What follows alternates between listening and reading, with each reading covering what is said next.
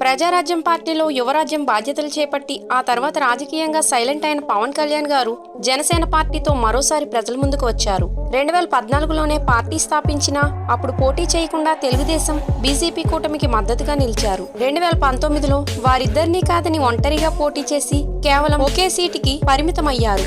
ఇక 2024లో కూటమి ఏర్పాటు చేయడానికి ముఖ్య కారణంగా నిలిచిన పవన్ కళ్యాణ్ తనతో పాటు జనసేనకు 20 మంది ఎమ్మెల్యేలను 2 ఎంపీలను గెలిపించుకున్నారు. దీంతో ఎన్డీఏలో ఆయనకు కూడా మంచి ప్రాధాన్యత లభిస్తుంది. రిజల్ట్స్ వచ్చినప్పటి నుండి బిజీగా గడుపుతున్న ఆయన నిన్న మెగాస్టార్ చిరంజీవి నివాసానికి వెళ్లారు. అక్కడ మెగాస్టార్ చిరంజీవి సహా ఇతర కుటుంబ సభ్యులందరితో గడిపారు. ఈ సందర్భంగా మెగాస్టార్ చిరంజీవి కలవగానే ముందుగా పవన్ కళ్యాణ్ వెళ్లి ఆయన కాళ్ల మీద పడి ఆశీర్వాదం తీసుకున్నారు. ఆ తరువాత ఈ దృశ్యాన్ని చూసి ఆనందంతో నాగబాబు కంటదడి పెట్టుకున్నారు. ఇక ఆ తరువాత చిరంజీవి గులాబీ గజమాలతో పవన్ కళ్యాణ్ సత్కరించారు.